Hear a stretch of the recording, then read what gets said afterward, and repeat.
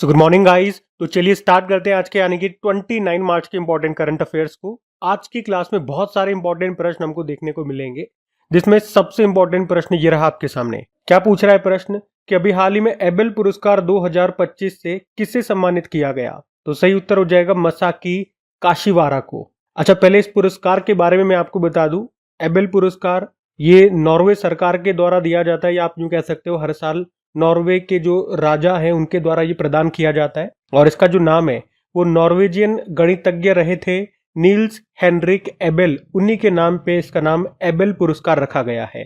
तो वो गणितज्ञ थे, तो आपको समझ में आ रहा होगा गणित की फील्ड में, गणित के क्षेत्र में उत्कृष्ट काम करने वालों को ये पुरस्कार दिया जाता है। ये पॉइंट आप नोट करना।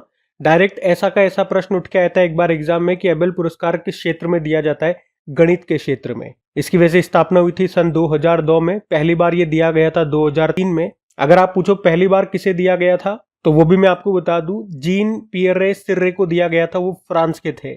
और इसमें पुरस्कार राशि कितनी दी जाती है? 7.5 मिलियन नॉर्वेजियन क्रोन। और इस बार 2025 के लिए ये किसे दिया जा रहा है? जापानी गणितज्ञ है, नाम है मसाकी काशिवारा। क्या नाम है? मसाकी काशिवारा। ये जापान के गणितज्ञ हैं। और याद रखना, इस पुरस्कार को गणित में नोबेल पुरस्कार के बराबर माना जाता है।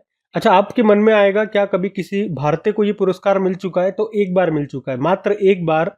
2007 में भारतीय गणितज्ञ थे SR श्रीनिवास वर्धन, उनको मिला था। वैसे वो भारतीय अमेरिकी है, भारतीय मूल के हैं, तो हम उन्हें भारतीय मानते हैं।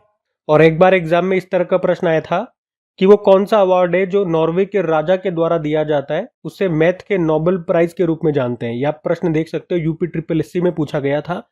एक फील्ड मेडल अवार्ड भी होता है, वो भी गणित के क्षेत्र में ही दिया जाता है। ठीक है, तो यहाँ पे जो भी इंपॉर्टेंट मैंने आपको जानकारियां दी सारी याद रखना, एबेल पुरस्कार से संबंधित।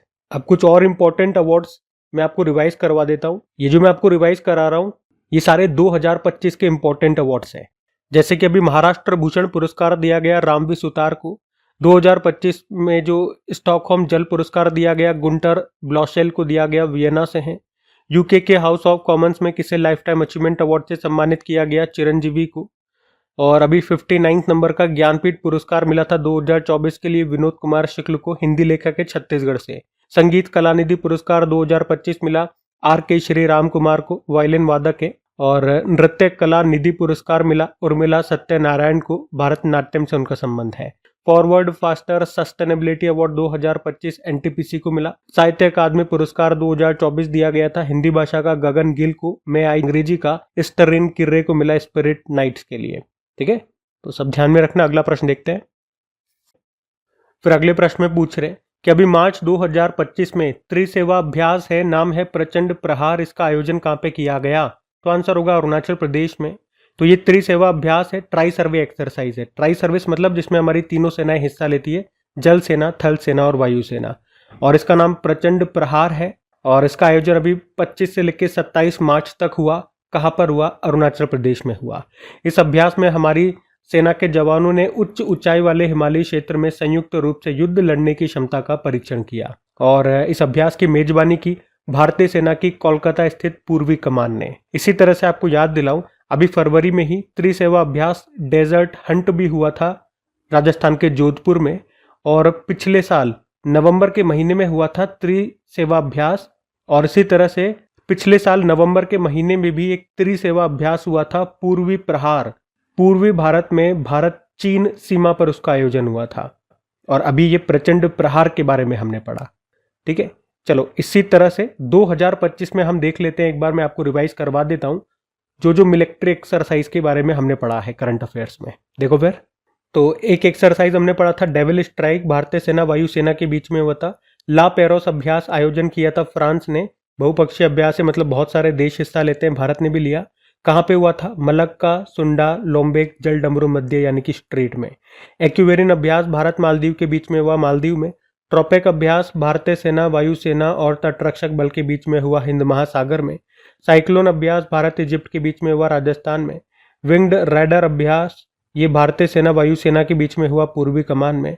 कोमोडो अभ्यास इसका आयोजन इंडोनेशिया ने किया था, बाली इंडोनेशिया में ही, बहुपक्षीय अभ्यास है, भारत ने हिस्सा लिया। सागर कवच अभ्यास इंडियन कोस्ट गार्ड ने आयोजन किया था पश्चिम बंगाल में। जल थल रक्षा अभ्यास भारतीय सेना, तटरक्षक बल और समुद्री पुलिस के बीच में हुआ बेट द्वारका गुजरात में। उसके अलावा सी ड्रैगन अभ्यास, इसका आयोजन अमेरिका ने किया था पश्चिमी प्रशांत महासागर में गुआम तट पर। यह भी बहुपक्षीय अभ्यास है, भारत ने भी हिस्सा लिया। डेजर्ट हंट अभ्यास, इसका आयोजन इंडियन एयरफोर्स ने किया था जोधपुर राजस्थान में। और खंजर अभ्यास 12वां संस्करण भारत किर्गिस्तान के बीच में हुआ था बिश्केक किर्गिस्तान में। वरुण अभ्यास भारत और फ्रांस के बीच में हुआ था अरब सागर में। अभी कॉर्पेट और बोंगो सागर अभ्यास भारत बांग्लादेश के बीच में हुआ बंगाल की खाड़ी में। धर्मागार्जन अभ्यास का 6ठा संस्करण हुआ भारत जापान के बीच में जापान में। और एकिमे अभ्यास, ये पहला संस्करण पहली बार हुआ नेवल एक्सरसाइज भारत और 10 अफ्रीकी देशों के बीच में हुआ। इसका आयोजन भारत और तंजानिया ने मिलकर के किया हिंद महासागर में। ठीक है, 2025 में अभी तक ये सारे मिलिट्री एक्सरसाइज हम पढ़ चुके हैं, रिवाइज कर लिया हमने एक बार। तो चलो अगले प्रश्न की ओर बढ़ते हैं। फिर अगले में पूछ रहे हैं अभी सेपक टकरा विश्व कप 2025 कहां पर आयोजित किया गया? तो आंसर होगा बिहार में। अच्छा, पहले इस खेल की हम बात करते हैं। अजीब सा लग रहा होगा आपको सुन करके, सेपक टकरा ये एक पारंपरिक मलेशियाई खेल होता है और दक्षिण पूर्व एशियाई देशों में बहुत लोकप्रिय है। आप कह सकते हो जो फुटबॉल और जो वॉलीबॉल होता है उसी का ये मिश्रण होता है और इसे भारत में किक बॉल के नाम से जानते हैं। और इस खेल को सबसे पहले भारत में 1980 में नागपुर महाराष्ट्र में इंट्रोड्यूस किया गया था। और सेपक टकरा फेडरेशन ऑफ इंडिया भी है भारत में, इसको रेगुलेट करने के लिए 1982 में बना था, हेडक्वार्टर नई दिल्ली में है। और इसी समय इंटरनेशनल सेपक टकरा फेडरेशन बना था 1982 में ही, जिसका मुख्यालय आपको बैंकॉक थाईलैंड में मिलेगा। तो अब प्रश्न की बात करते हैं। अभी सेपक टकरा विश्व कप 2025 हुआ कहाँ पे? बिहार के पटना में हुआ। और आप कह सकते हो इस बार इसमें अलग क्या हुआ? इस बार भारतीय पुरुष रेगू टीम ने यहाँ पे जापान को हरा करके पहली बार गोल्ड मेडल जीता। अब मैंने यूं बोला भारतीय पुरुष रेगू टीम क्या होता है? पुरुष टीम तो हम समझते हैं जिसमें मेल होंगे, पुरुष होंगे, पुरुषों की टीम। एक्चुअली क्या होता है, महिला और जो पुरुष की टीम होती है ना, उसको भी 3 कैटेगरी में बांटा गया है, क्वाड, रेगू और डबल। तो इसीलिए कहा जो भारतीय पुरुषों की रेगू टीम है उसने यहाँ पे जापान को फाइनल में हरा करके पहली बार इस वर्ल्ड कप में, विश्व कप में गोल्ड जीता है। तो आप कह सकते हो ये पहला मौका होगा सेपक टकरा विश्व कप में जब भारत ने कोई गोल्ड जीता। तो इस बार भारत के पास कितने मेडल आए इस विश्व कप में? 1 गोल्ड है, 1 सिल्वर है, 5 ब्रोंज है, यानी कि टोटल 7 मेडल है। मेडल टैली में, पदक तालिका में भारत चौथे स्थान पर है। पहले पे थाईलैंड है 3 गोल्ड, 1 सिल्वर और 0 ब्रोंज, यानी कि टोटल 4 मेडल के साथ। दूसरे पे म्यांमार है, तीसरे पे वियतनाम है और चौथे पे भारत है। यहाँ पे टोटल 21 टीमों ने हिस्सा लिया था। ठीक है, तो इससे संबंधित सारी बातें मैंने आपको बता दी, ध्यान में रखना। एक इंपॉर्टेंट और याद रखो, अभी जो 38 नंबर के नेशनल गेम्स हुए थे उत्तराखंड में, जिसका मैस्कॉट शुभंकर मौली है, उसमें टॉप पे सर्विसेज रहा था। और जो टॉप पे होता है ना, याद रखना, उसे राजा भालेंद्र सिंह ट्रॉफी मिलती है। अब आपके लिए एक होमवर्क प्रश्न छोड़ रहा हूं मैं, अगली बार जो 2027 में 39 नंबर के नेशनल गेम्स होंगे वो कहां पर होंगे? ये आपके लिए आज का पहला होमवर्क प्रश्न। बताइए, हम अगला प्रश्न देखें। फिर अगले में पूछ रहे हैं कि पंजाब सरकार ये किस वन्यजीव अभ्यारण्य में राज्य की पहली तेंदुआ सफारी स्थापित करेगी? तो आंसर होगा झज्जर बचोली वन्यजीव अभ्यारण्य, यानी कि वाइल्ड लाइफ सेंचुरी। तो पंजाब सरकार ये राज्य में इको टूरिज्म बढ़ाने के लिए झज्जर बचोली वाइल्ड लाइफ सेंचुरी को तेंदुआ सफारी पार्क के रूप में विकसित करेगी, जिससे पर्यटक यहाँ पर वन्य जीवों को उनके प्राकृतिक आवास में देख पाएंगे। अच्छा, ये झज्जर बिचौली वाइल्ड लाइफ सेंचुरी ये किस जिले में पड़ता है? रूपनगर जिले में। तो ये आपको याद रखना है। अभी आपको याद होगा हमने जो भारतीय वन रिपोर्ट 2023 आई थी, 18वां संस्करण था, पढ़ा था, और अभी कल परसों ही मैंने आपको रिवाइज भी करवाया था।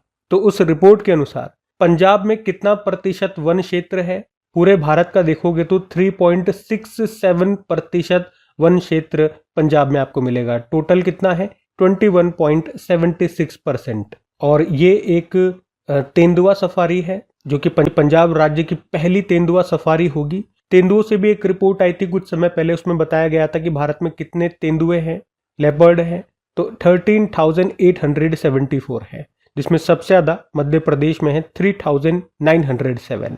वैसे याद रखना पंजाब में आपको एक भी नेशनल पार्क नहीं मिलेगा। और सफारी से याद आएगा, अभी हमने पढ़ा था 2-4 दिन पहले ही, देश की पहली नाइट सफारी ये कहाँ पर बनेगी? उत्तर प्रदेश के लखनऊ में जो कुकरेन वन क्षेत्र है वहां पर।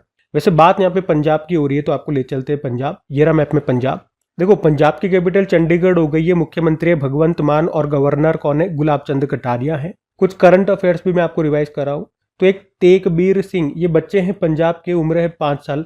अभी जो अफ्रीका की सबसे ऊंची पर्वत चोटी है ना तंजानिया में जो आपको मिलेगी माउंट किलिमंजारो, इसको फतह करने वाले सबसे कम उम्र के एशियाई बालक बने थे। आरंभ कार्यक्रम शुरू किया था यहाँ पे बच्चों के लिए शिक्षा को बढ़ावा देने के लिए। मिशन निश्चय अभियान यहाँ पे शुरू हुआ था पंजाब को नशा मुक्त बनाने के लिए। भारत का पहला चिकित्सा संस्थागत संग्रहालय ये बना चंडीगढ़ में। अभी 14वीं hockey India junior men's national championship 2024 हुई थी पंजाब में, उसको पंजाब ने जीता, यूपी को हराया। 100% नल के पानी के कनेक्शन के साथ भारत का 5वां हर घर जल राज्य ये पंजाब बना। दुर्घटना हॉट स्पॉट को मैप करने वाला पहला राज्य पंजाब बना।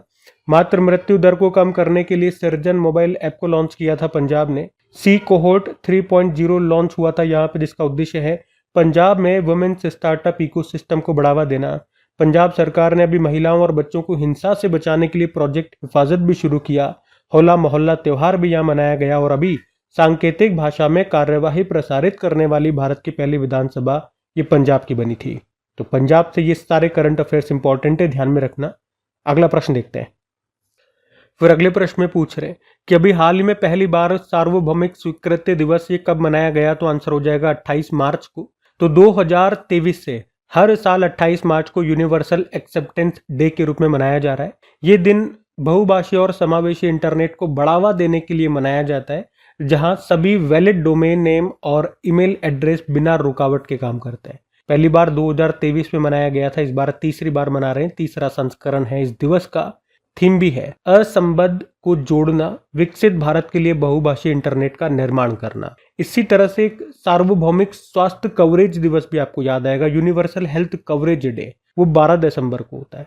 और एक सार्वभौमिक बाल दिवस भी होता है, यूनिवर्सल चिल्ड्रन डे, या उसी को वर्ल्ड चिल्ड्रन डे भी बोलते हैं अब, वो 20 को होता है। ठीक है। अच्छा, ये प्रश्न में मैंने पहली बार बोल दिया ना, शायद ये पहली बार थोड़ी ना मना रहे हम, है ना, तीसरी बार मना रहे हैं। पहली बार तो 2023 में मनाया गया था, तो ये ध्यान रखना। अच्छा, आज जो महीने वाले इंपॉर्टेंट डेज में आपको रिवाइज करवाता हूँ वो रिवाइज नहीं करा पाऊंगा, क्योंकि मुझे अभी आपका वीडियो बना करके कहीं बाहर निकलना है, तो इसीलिए डेज वाली शीट मैंने यहाँ पे लगा दी। वीडियो को चाहे तो पॉज करके आप रीड कर सकते हैं। और इस बार से मैं एक काम करूंगा, महीना एंड होने के बाद उस महीने के जो भी इंपॉर्टेंट डेज होते हैं वो डेज का अलग से वीडियो एक छोटा सा लेकर के आ जाऊंगा। इस बार मार्च वाले के लिए लेकर के आऊंगा। अगर मार्च वाला आपको पसंद आया तो पिछले जो 2 महीने हैं जनवरी फरवरी, उनका भी बना करके दे दूंगा। साथ में इनकी क्विज मैं आपको बना करके दे रहा हूँ अपनी क्रैक एग्जाम एप्लीकेशन पे, तो साथ के साथ क्विज तो आप लगा ही रहे होंगे। तो क्विज लगा रहे हो तो ये डेज आपको डेफिनेटली याद होंगे, लेकिन डेली आपको क्विज लगाते रहना है। 2-4 दिन में आप रिपीट करते रहो। आप सोचो एक बार क्विज लगाने से चीजें याद हो जाएंगी, ऐसा नहीं होगा।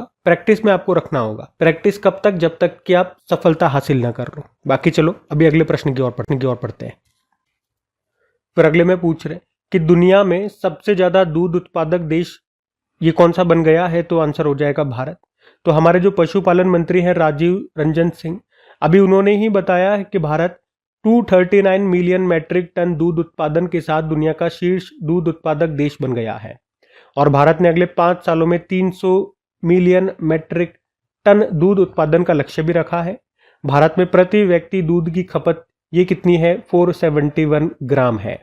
और आपको याद होगा कि पशुपालन और डेयरी विभाग ने 2014 में एक मिशन शुरू किया था, राष्ट्रीय गोकुल मिशन, जिसका उद्देश्य क्या है, देशी नस्लों का विकास करना, गौ जातीय पशुओं की प्रोडक्टिविटी उत्पादन क्षमता को बढ़ाना, ताकि दूध उत्पादन में वृद्धि हो सके।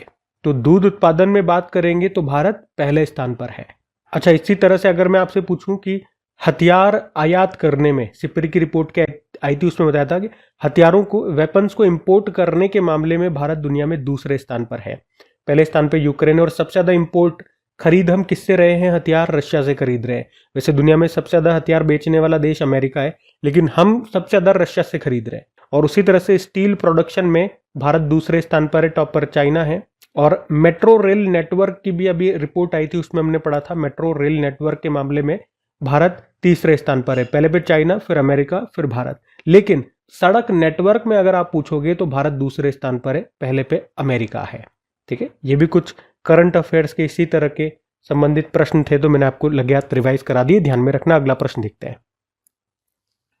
फिर अगले में पूछ रहे कि अभी किस भारतीय मूल अमेरिकी है जिनको अमेरिका के राष्ट्रीय स्वास्थ्य संस्थान के निदेशक के रूप में, डायरेक्टर के रूप में नियुक्त किया गया? तो आंसर होगा डॉक्टर जे भट्टाचार्य को। तो भारतीय मूल के अमेरिकी वैज्ञानिक हैं डॉक्टर जे भट्टाचार्य, जिनको अमेरिका की राष्ट्रीय स्वास्थ्य संस्था है नेशनल इंस्टीट्यूट ऑफ हेल्थ, इसका डायरेक्टर बनाया गया है। ये जो नेशनल इंस्टीट्यूट ऑफ हेल्थ है, ये अमेरिकी department of health and human services की एक प्रमुख मेडिकल रिसर्च एजेंसी आप कह सकते हो, जो देश के भीतर मेडिकल रिसर्च के लिए संस्थाओं को या वैज्ञानिकों को फंड देता है। और उसी का डायरेक्टर अभी ये डॉक्टर जे भट्टाचार्य को बनाया गया, जो कि भारतीय मूल के हैं। इसीलिए प्रश्न हमारे लिए इंपॉर्टेंट हो जाता है, क्योंकि कहीं ना कहीं इनका जुड़ाव भारत से है। भारत में भी अगर पूछोगे इनका जन्म कहाँ हुआ था, कहाँ से थी ये, तो कोलकाता से। इसी तरह से ये ऑप्शन भी मैंने आपके लिए रखे हैं। काश पटेल भारतीय मूल के हैं। अभी एफबीआई के, जिस तरह से भारत में होता है सीबीआई, वहां होता है एफबीआई। एफबीआई के 9th नंबर के डायरेक्टर बने थे। श्री राम कृष्णन आर्टिफिशियल इंटेलिजेंस पर व्हाइट हाउस का वरिष्ठ नीति सलाहकार इनको बनाया गया। एक तुलसी गबार्ड भी नाम याद रखना, अमेरिका के नेशनल इंटेलिजेंस का डायरेक्टर बनाया गया था। वैसे तो वो भारतीय मूल की नहीं है, पर वो एक हिंदू है। अच्छा, इसी तरह से एक उषा वेंस का नाम याद रखना। आपको पता है अमेरिका में जो वाइस प्रेसिडेंट है उनका नाम है जेडी वेंस, और उन्हीं की वाइफ है ये उषा वेंस, जो कि भारतीय मूल की हैं। तो आप कह सकते हो कि अमेरिका की ये सेकंड लेडी बनने वाली पहली भारतीय मूल की महिला है। आपको पता है अमेरिका में जो प्रेसिडेंट होते हैं उनकी वाइफ को फर्स्ट लेडी कहा जाता है, वाइस प्रेसिडेंट की वाइफ को सेकंड लेडी कहा जाता है। तो अमेरिका में सेकंड लेडी बनने वाली ये कोई पहली भारतीय मूल की महिला है, इसीलिए इनका नाम इंपॉर्टेंट होता है। बाकी प्रेसिडेंट आप जानते ही हो, डोनाल्ड ट्रंप है 47 नंबर के। इनकी पार्टी का नाम है रिपब्लिकन पार्टी। ठीक है, सारे नाम ध्यान में रखना। अगला प्रश्न देखते हैं।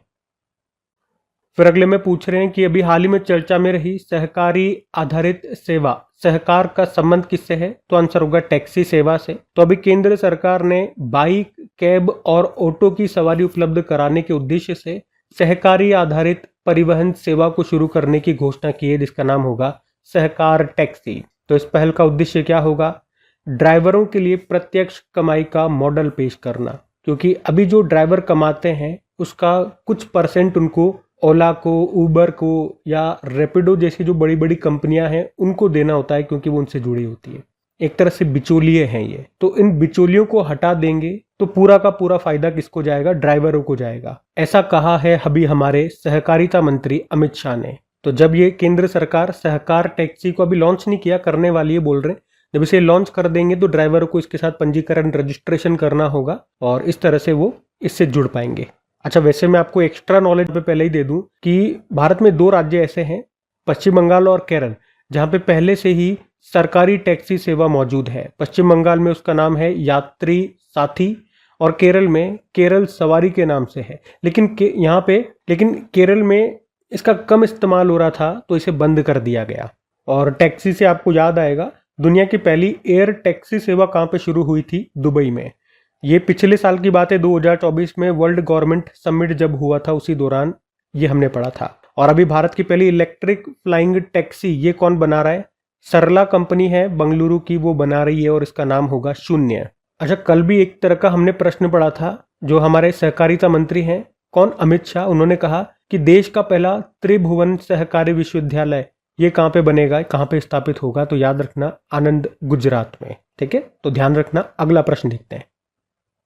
फिर अगले प्रश्न में पूछ रहे हैं कि अभी मिस्र, इजिप्ट के तट पर डूबी उस पनडुब्बी का नाम आपसे पूछ रहे हैं जिसमें अभी 6 विदेशी पर्यटकों की मृत्यु हो गई, वो मारे गए। तो उस पनडुब्बी का नाम है सिंदाबाद।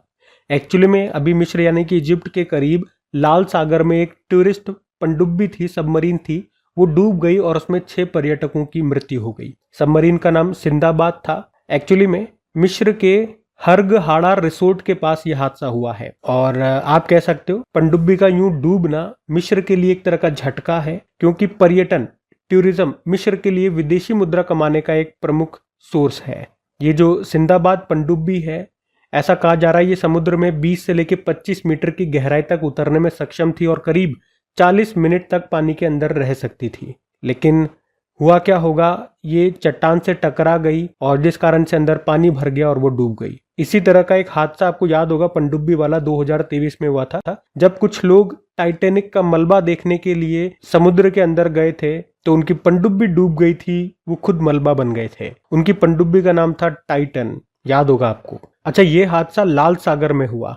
तो लाल सागर के बारे में कुछ इंपॉर्टेंट पॉइंट आप नोट करो। तो लाल सागर आप कह सकते हो हिंद महासागर का एक समुद्री प्रवेश द्वार है ये, जो कि अफ्रीका और एशिया के बीच में स्थित है। मैं आपको मैप में भी शो कर रहा हूँ। और आपको ये पता होगा कि जो बाब अल मंदेव संधि है या बाब अल मंदेव स्ट्रेट है, वो किस किस को जोड़ता है? रेड सी और अदन की खाड़ी को जोड़ता है। और आप यूं भी कह सकते हो रेड सी ये स्वेज नहर के माध्यम से भूमध्य सागर मेडिटेरियन सी से जुड़ा हुआ है। और ये पॉइंट आपने सुन रखा है क्या, लाल सागर का जो पानी है वो लाल क्यों है? क्योंकि इसमें ट्राइकोडेस्मियम एरिथ्रियम नाम का एक साइनोबैक्टीरिया पाया जाता है लाल सागर में, जो कि पानी को लाल भूरे रंग में बदल देता है, इसीलिए इसे रेड सी कहते हैं। और अगर मैं पूछूं नील नदी का वरदान किस देश को कहते हैं? इजिप्ट को कहते हैं, जिसकी कैपिटल होती है काहिरा, करेंसी चलती है इजिप्टियन पाउंड और प्रेसिडेंट है अब्दुल फतेह अल सीसी। तो ये सब ध्यान में रखना। अगला प्रश्न देखते हैं। फिर अगले में पूछ रहे हैं, अभी हाल ही में भारत ने किस देश के साथ व्यापार को बढ़ावा देने के लिए अभी लीबा का गठन किया है? तो आंसर क्या होगा? देखो ऑप्शन में देखो, अगर एल से आप कोई देश का नाम देख रहे हो तो इसका तो उत्तर हो जाएगा श्रीलंका। यहाँ पे एल मतलब लंका है। देखो फुल फॉर्म देखो ना, लंका इंडिया बिजनेस एसोसिएशन। तो अभी भारत और श्रीलंका के बीच आर्थिक सहयोग बढ़ाने के लिए अभी लंका इंडिया बिजनेस एसोसिएशन को आधिकारिक तौर पर श्रीलंका में लॉन्च किया गया। इस पहल का उद्देश्य है दोनों देशों के बीच व्यापार, निवेश और व्यापार नेटवर्किंग, बिजनेस नेटवर्किंग को बढ़ावा देना। इसके हेड बनाए गए हैं संतोष मेनन। अब बात यहाँ पे श्रीलंका की है, तो ये रहा मैप में श्रीलंका।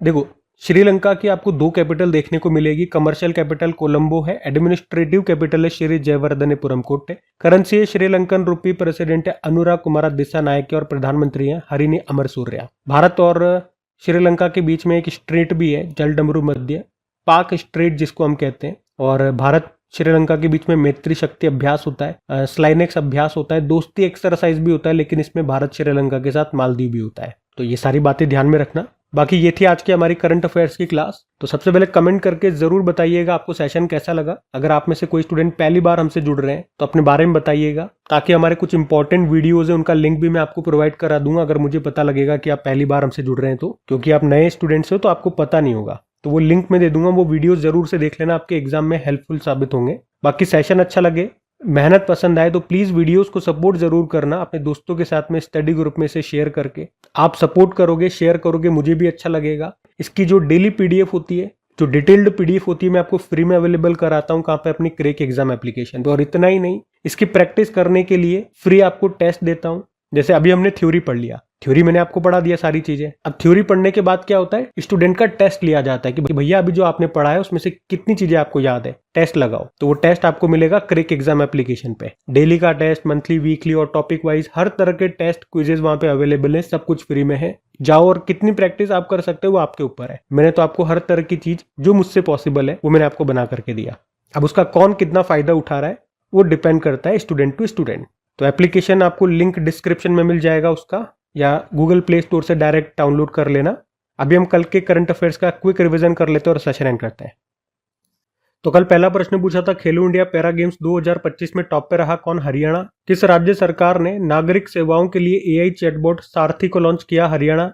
1 मई 2025 से आरबीआई के अनुसार भारत में एटीएम से नगद निकासी पर कितना चार्ज लगेगा? 19 रुपए। विश्व की सबसे अधिक मूल्य वाली स्टील निर्माता कंपनी कौन सी बन गई? JSW steel. विश्व रंगमंच दिवस कब मनाया गया? 27 मार्च। भारत सरकार के अनुसार पिछले 10 सालों में सर्वाधिक वन भूमि को विकास और गैर वन उपयोग के लिए किस राज्य में डाइवर्ट किया गया? MP। चर्चा में रहा देश का पहला त्रिभुवन सहकारी विश्वविद्यालय कहां पर बनेगा? गुजरात। भारतीय औद्योगिक वित्त निगम के MD CEO के रूप में किसे नियुक्त किया गया? राहुल भावे। यूपी सरकार ने किस शहर में डॉल्फिन सफारी बनाने की घोषणा की? वाराणसी। और आखिरी प्रश्न था, B सुमित रेड्डी ने किस खेल से संन्यास की घोषणा कर दी? बैडमिंटन। चलो कल का भी होमवर्क प्रश्न देखते हैं और सेशन एंड करते हैं। तो कल आपसे पूछा था किसे राष्ट्रीय तानसेन सम्मान 2023 से सम्मानित किया गया? तो आंसर होगा पंडित स्वप्न चौधरी को। आप सभी ने प्रश्न का बिल्कुल सही उत्तर दिया। अब ये आज का आपका होमवर्क प्रश्न।